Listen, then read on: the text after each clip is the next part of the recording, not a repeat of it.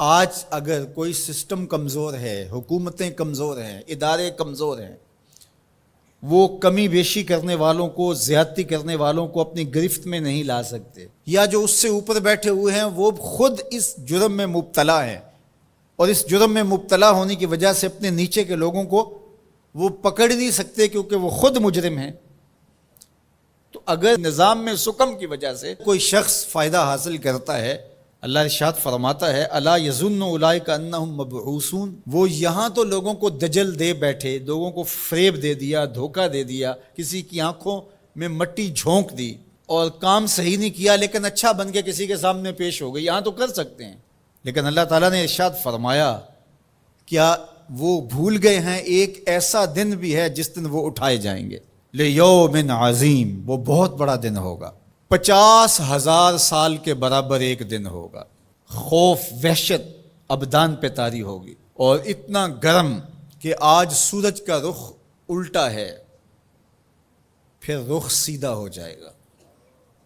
اب سورج بہت بلندی پہ ہے، پھر 1.25 میل کے فاصلے پہ آ جائے گا، اب زمین میں قوت جاذبہ ہے، گرمی کو جذب کرتی ہے،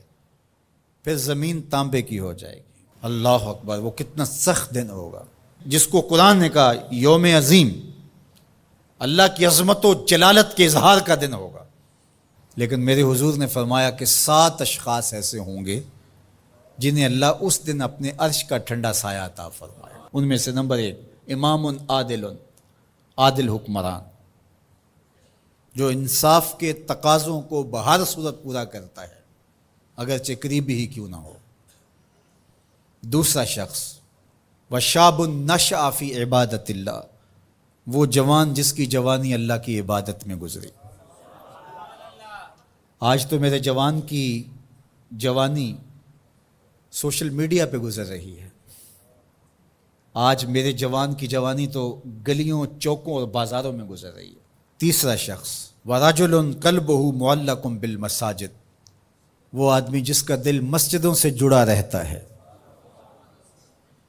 مسجد سے نکلنے کو جی ہی نہیں چاہتا۔ کتنے خوش نصیب لوگ ہیں جو مسجدوں کے ساتھ جڑے ہوئے ہیں۔ ایک روایت میں فرمایا جس شخص کو مسجد کی دیکھ بھال کرتے دیکھو، مسجد کی صفائی کر رہا ہے، وہاں پڑی ہوئی کوئی نامناسب چیز اٹھا رہا ہے، مسجد میں روشنی کا انتظام کر رہا ہے، مسجد میں خوشبو کا انتظام کر رہا ہے، مسجد کے کاموں میں لگا ہوا، اگر کسی شخص کو دیکھو اس کے ایمان کی گواہی دے دو، یہ بندہ مومن ہے، یہ مسلمان بندہ ہے۔ تو فرمایا چوتھا شخص وَرَجُلٌ دَعَتْهُ امْرَأَةٌ ذَاتُ مَنْصِبٍ وَجَمَالٍ فَقَالَ إِنِّي أَخَافُ اللَّهَ، وہ جوان جس کو کسی خاتون نے دعوت گناہ دی اور صاحب منصب بھی تھی، صاحب جمال بھی تھی، اور قدموں میں حسن بچھنے کے لیے خود بےتاب ہوا، اور اس جوان نے آگے سے کیا کہا انی اخاف اللہ، تیری بات کیسے مانوں، رب سے ڈر لگتا ہے۔ تو حضور نے فرمایا قیامت کے دن جب دھوپ کڑک رہی ہوگی اللہ اس کو اپنے عرش کا ٹھنڈا سایہ عطا فرماتا ہے۔ پھر ارشاد فرمایا وَرَجُلَانِ تَحَابَّا فِي اللَّهِ اجْتَمَعَا عَلَيْهِ وَتَفَرَّقَا إِلَيْهِ، وہ 2 آدمی جو اللہ کے لیے پیار کرتے تھے، جب آپس میں ملے تو اللہ کے لیے، اور آپس میں اگر ان کی دوری ہوئی تو وہ بھی اللہ کے لیے۔ رضائے الہی ان کا مقصود تھا، ان کی دوستی کا سبب اللہ کی رضا تھا۔ چھٹا شخص ارشاد فرمایا وَرَجُلٌ تَصَدَّقَ بِصَدَقَةٍ فَأَخْفَاهَا حَتَّى لَا تَعْلَمَ شِمَالُهُ مَا تُنْفِقُ يَمِينُهُ، وہ شخص جس نے صدقہ کیا اور اتنے مخفی انداز میں کیا کہ جو دائیں ہاتھ نے صدقہ کیا بائیں کو خبر بھی نہیں ہوئی۔ اللہ اکبر، ہم نے اپنے بزرگوں کا یہ مزاج دیکھا ہے کہ وہ دیتے ہوئے جس کو دے رہے ہیں اس سے بھی آنکھیں نہیں ملا رہے ہوتے کہ اس کو کوئی شرمندگی نہ ہو۔ اور 7واں شخص وَرَجُلٌ ذَكَرَ اللَّهَ خَالِيًا فَفَاضَتْ عَيْنَاهُ،